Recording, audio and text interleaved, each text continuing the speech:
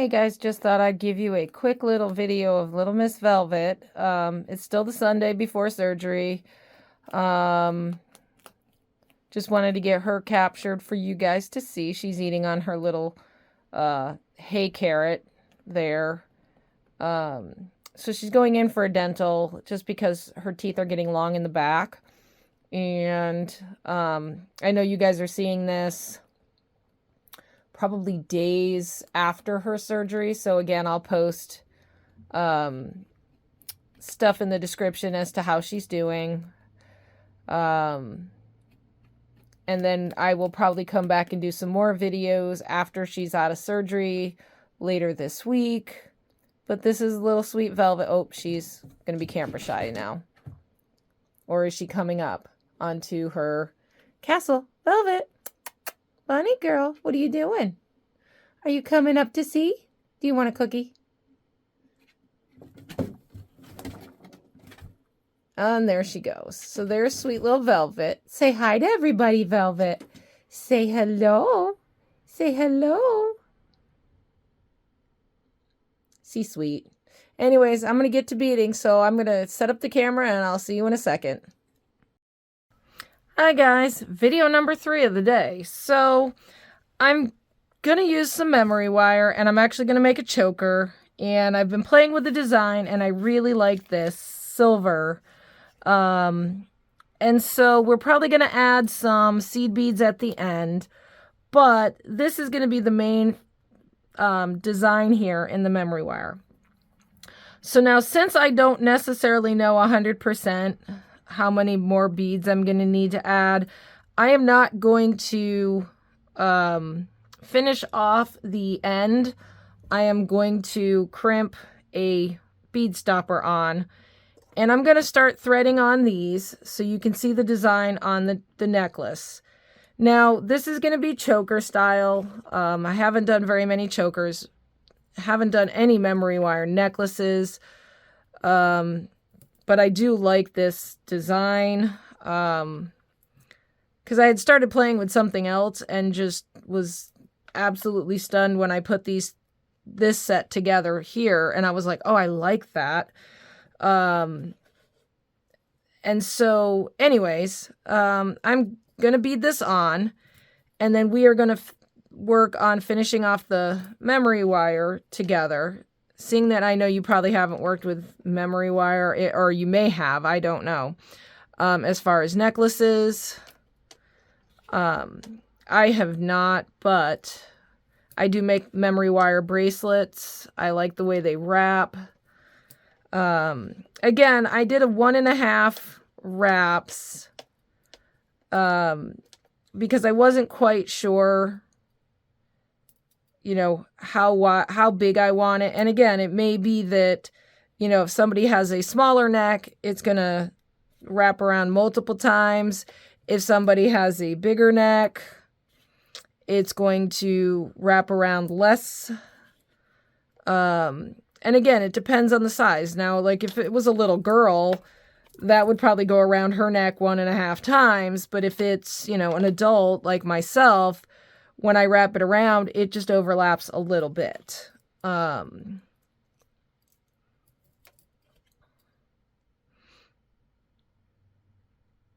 again, neck sizes range from, you know, 12 inches to 14, 16 inches, you know. Again, it's going to make a difference. I mean, even a 1/2 inch makes a difference.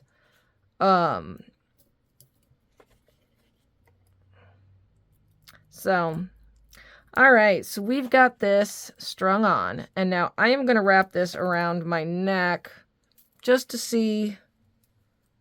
Yeah, so we're going to need at least that much. I may cut off some of this, just because, I don't know if I'm going to need all of that, but I need to string on some beads, and so I was thinking maybe some seed beads. Just because then that way, we don't have a ton of beads in the back of the neck that are really big. And you're going to want to count your seed beads because you're going to want to make sure you have the same on both sides. So that's 6, 7, 8, 9, 10, 11, 12, 13. And I'm going to put 13 on the other side. These bead stoppers are great for when you're doing stuff like this. And I'm already really liking this right now. This is just awesome. 1, 2, 3, 4, 6.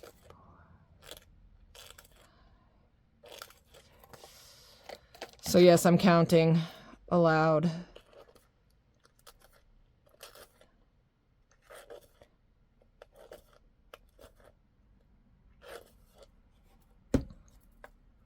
All right.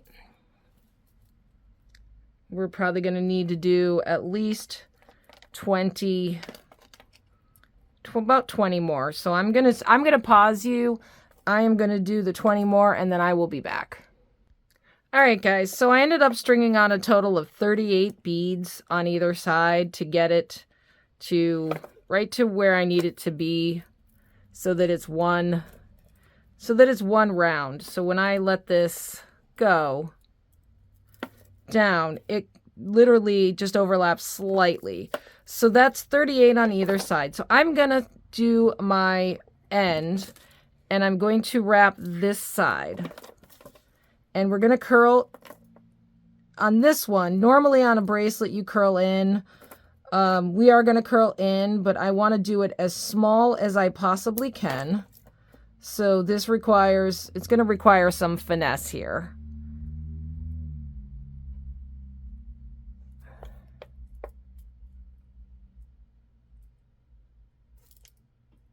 Because I need it to be as small as it possibly can. And then I don't necessarily want this on the back of the neck. So then I'm going to take this and we are going to twist it, if I can get it, here. Get my other pair of pliers. And now you could twist it and try to do it, and it's not going to twist, so that's fine. It curled up a little bit. You could try to do it so that it's up. Again, as long as it's not irritating on the neck. And actually that's not going to be too bad. I am going to push all my beads down and then I am going to stop there and I'm going to cut off just a little bit so that I can make my loop. Now you can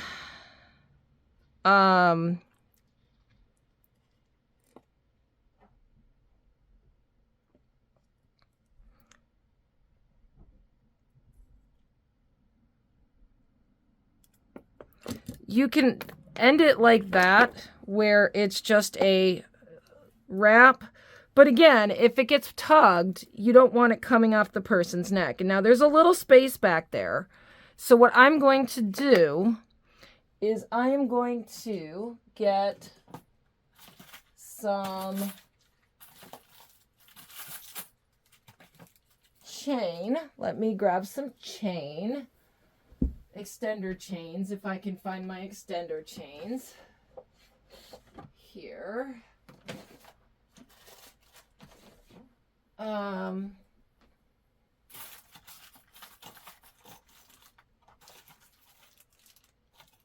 So I'm just going to grab a piece of extender chain and a clasp. And so what this will allow it to do is sit on the neck and be secure. You do want to make sure your loops, see like that one, the seed bead started to go into the loop, which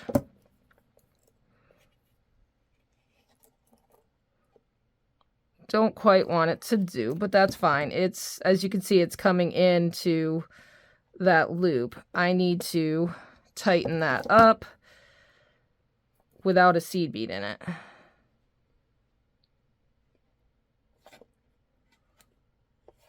So that's the one thing you need to make sure, that your beads are not going to go into your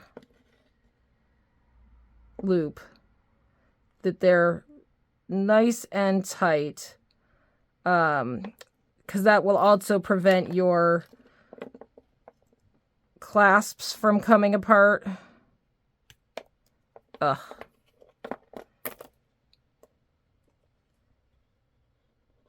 There we go. That should be good. And while memory wire is a pain to get closed. All right, so we've got that. I am going to grab some jump rings. Again, they don't have to be huge. They're not the jump rings that came with the kit, but they will do, they should do. And actually, I may use the ones that come with the kit because I may need them a little bit bigger. There we go.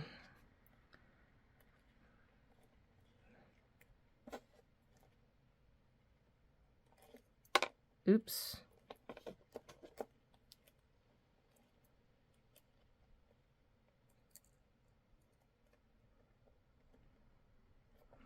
And I like that. And one more for the win on this. And this is a quick project. Memory wire in general tends to be quick.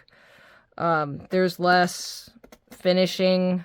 The design part is the hardest part. Stringing on the beads is not super time consuming. I find with like the bead-alon, crimping and tightening, that takes a lot more time than the memory wire. Anyways, so there we go. We have our findings.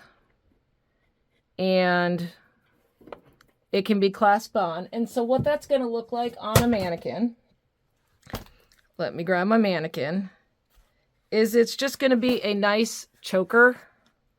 And then you clasp it. So like here on the back, it's not clasped, but I will clasp it and then I will show you. So on the back, you just clasp it up. It doesn't have to be tight. It can be loose. Again, depending on the person's neck.